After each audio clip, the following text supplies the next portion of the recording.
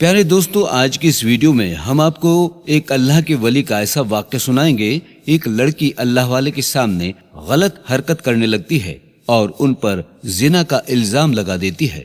फिर उस लड़की के साथ जो हुआ देखकर आप लोगों की रूह कांप जाएगी। इस वीडियो को लाइक जरूर करें और हमारे चैनल को सब्सक्राइब भी जरूर कर दें। चलिए देखते हैं।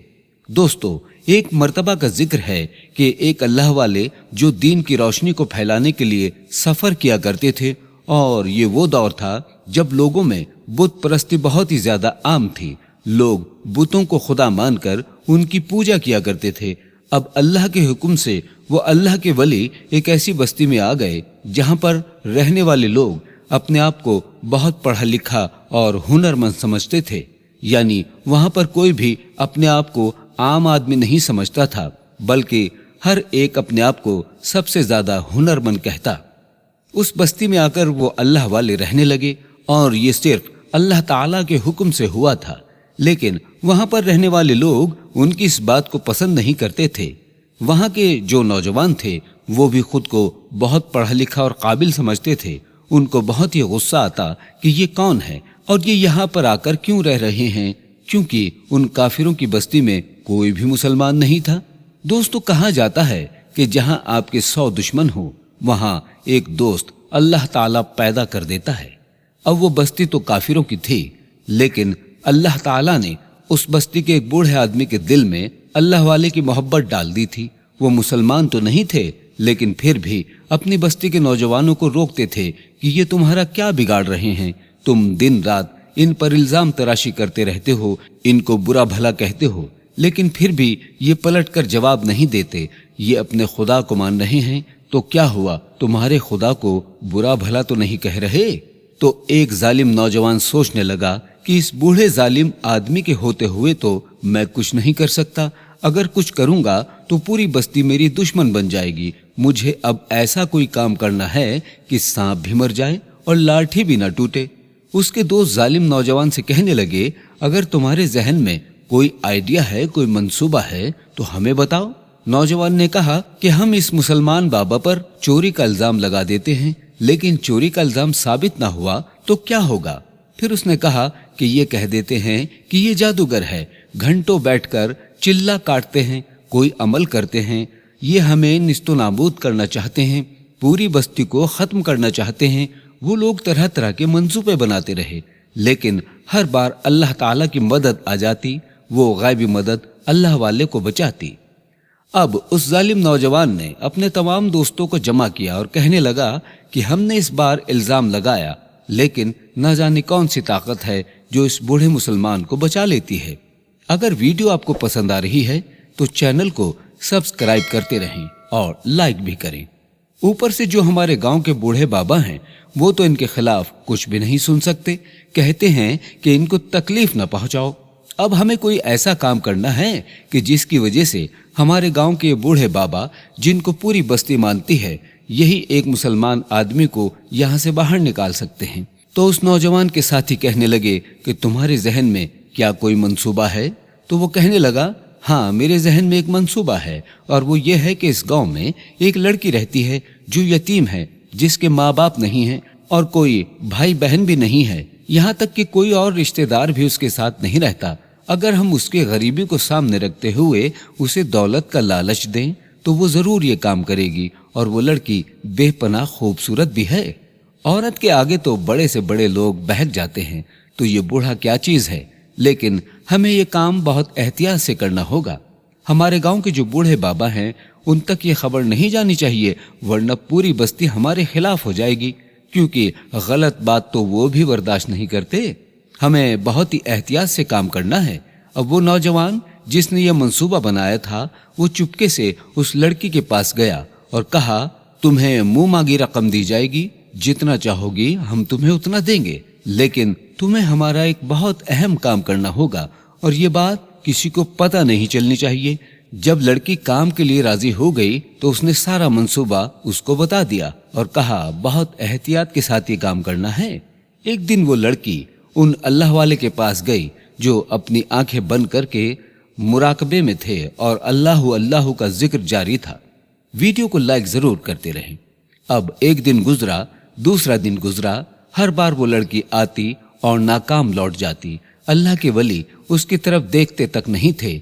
देखना तो दूर की बात, नजरें उठाकर उसकी तरफ मुतवज्जो ही नहीं होते थे। जो नजरों का गुनाह नहीं कर रहे थे वो उसके जाल में कैसे फंस सकते थे। लड़की तिल मिलाकर वहां से भाग जाती और सोचती कि ये आदमी तो मेरे बहकावे में नहीं आ सकता। बड़े बड़े सूरमाओं को मैंने बहका दिया और ये आदमी मेरी तरफ देखता तक नहीं है। जब देखता ही नहीं है, जवान के पास गई जिसने उसे भेजा था और कहने लगी, तुमने मुझे बहुत ही मुश्किल काम दे दिया है। मैं समझ रही थी कि मेरे हुस्न के जाल में वो बूढ़ा फंस जाएगा, लेकिन ना ही तो वो मेरी तरफ देखता है और ना ही मुझे ऐसा लगता है कि वो मेरी मौजूदगी को महसूस ही नहीं कर रहा है। वो तो किसी और दुनिया में होते हैं और ना जाने किससे बातें करते रहते हैं। मैं तो हार गई हूँ, कुछ नहीं कर सकती। तो वो जालिम नौजवान उस लड़की से कहने लगा, कमाल की बात है, इतनी हसीन औरत को वो आदमी देखता तक नहीं, क्योंकि वो बूढ़ा बहुत पक्का है, अपने मजहब पर कायम है। यही उसकी सबसे बड़ी खूबी है और हमारी सबसे बड़ी नाकामी। अगर वो कामयाब हो गया तो इस बस्ती के सारे लोग मुसलमान हो जाएंगे। क्या तुम चाहती हो कि हम सब अपने मजहब को छोड़ दें? लड़की ने कहा, हरगिज नहीं। तो जालिम नौजवान कहने लगा, मेरे पास एक और आइडिया है, एक और मंसूबा है, उसमें वो जरूर फंसेगा। लड़की ने कहा, तो बताओ क्या मंसूबा है? नौजवान कहने लगा, तुम जिस तरह से कपड़े पहनकर उस बूढ़े के पास जाती हो तो वो तुम्हें नहीं देखता। एक काम करो, मुसलमानों के मजहब के मुताबिक तुम अपने आप को अच्छी तरह से ढककर उस बूढ़े के पास जाना और कहना कि मेरे घर में सांप घुस गया है और कोई मेरी मदद नहीं कर रहा। अब वो लड़की अपने आप को अच्छी तरह से छुपाकर उन अल्लाह वाले के पास गई और कहने लगी कि बाबा, मैंने आपकी बहुत तारीफ सुनी है और मुझे लगता है आप बहुत नेक इंसान हैं। मैं एक बहुत ही बड़ी मुसीबत का शिकार हो चुकी हूँ। मेरे घर में एक सांप आ चुका है जिसको मैं तो नहीं मार सकती। अगर आप मेरी मदद कर दें तो आपका एहसान होगा। अल्लाह वाले कहने लगे, चलो बेटी, मैं तुम्हारे घर चलता हूँ। अब लड़की ने सोचा कि किसी ने आज तक मुझे बेटी नहीं कहा, लेकिन अब भी वो लड़की गुनाह करना चाहती थी, पैसों के लालच में थी। उसने कहा, जल्दी चलिए। वैसे तो लड़की के घर में कोई नहीं रहता था, लेकिन एक बहुत बड़ा बुत उसके घर में था जो किसी औरत का बुत था और साथ में एक शेर का भी बुत था, यानी कि पुतला था। वो अल्लाह वाले जिन्होंने अब तक उस लड़की को नजर उठाकर नहीं देखा था, लेकिन जब बेटी कह दिया तो बाप की नजर से उसे देखा। वो लड़की अच्छी तरह से लिबास पहनी हुई थी। वो अल्लाह वाले उसके साथ उसके घर आ गए। लड़की ने कहा कि सांप उस तरफ है, आप देख लो, और फिर जहरीली मुस्कुराहट के साथ अल्लाह वाले को देखती रही। अल्लाह वाले ने पूरे घर में सांप को ढूंढा, लेकिन सांप नहीं मिला। जब बहुत कोशिश कर ली तो थक कर बैठ गए और कहा कि बेटी, सांप तो नजर नहीं आया। लड़की ने कहा, मुझे माफ कर दीजिए बाबा, मैं आपके लिए ताकत का शरबत लेकर आती हूँ, उससे आपको ताकत आएगी। जब वो लड़की शरबत लेने अंदर गई तो उसने वो जड़ी बूटी जिसमें नशा था वो शरबत में मिला दी और फिर अल्लाह वाले को वो शरबत दे दिया। अल्लाह वाले ने कुछ देर खामोशी से देखा और फिर उस शरबत को पी लिया। अल्लाह वाले को क्या होता, लेकिन उन पर हल्की सी बेहोशी तारी हुई थी। ये सब भी अल्लाह ताला की हिकमत थी। जो वो हल्की सी बेहोशी में जाने लगे तो लड़की ने मौके से फायदा उठाया और अपने कपड़े फाड़ना शुरू कर दिया ताकि इल्जाम लगाया जा सके कि इन्होंने मेरी इज्जत पर हमला किया है। जब उसने ये काम कर लिया, शोर मचाना शुरू कर दिया। बाहर वो जालिम नौजवान और उसके दोस्त खड़े हुए थे। जब उनका शोर सुना तो वो लोग भी दौड़ते हुए घर में दाखिल हुए और पूरी बस्ती को जमा कर लिया। यहाँ तक कि अपने गांव के उस बूढ़े आदमी को भी बुला लिया जिसे उन अल्लाह वालों पर बड़ा एतमाद था। लड़की रो रो कर कहने लगी, इस आदमी ने मेरी इज्जत पर हमला किया है। वो लड़की जोर जोर से बयान कर रही थी, चीख रही थी कि इस आदमी ने मेरी इज्जत पर हमला किया है। मैं यतीम बेसहारा, मेरा कोई नहीं है। ये मेरे घर में घुस आए और मेरी जवानी को बर्बाद कर दिया है। कोई है जो मेरी मदद कर सके? सारे लोग वहां खड़े हुए थे। इल्जाम लग चुका था। वो तो वैसे ही बेहोश थे। जब वो बेहोशी से बाहर आए तो देखा कि पूरी बस्ती वहां पर जमा है और जब उन्हें पता चला कि उन पर इस औरत ने इज्जत लूटने का इल्जाम लगाया है तो वो शर्मिंदा हुए और कहा, मैंने तो ऐसा कुछ नहीं किया, इसे तो मैंने बेटी कहा था। کیا بیٹی پر ایک باپ کبھی اس طرح ناجائز حملہ کر سکتا ہے؟ لیکن وہ اللہ والے سمجھ چکے تھے کہ یہ ایک چال ہے۔ اس گاؤں کا جو بوڑھا آدمی تھا جسے سب لوگ مانتے تھے، وہ کہنے لگے، میں تو آپ پر بہت یقین کرتا تھا، لیکن آپ نے ہی ہمیں شرمندہ کر دیا۔ یہ لوگ مجھے اتنا مانتے ہیں اور میرے کہنے پر ہی انہوں نے کبھی آپ کو برا بھلا نہیں کہا۔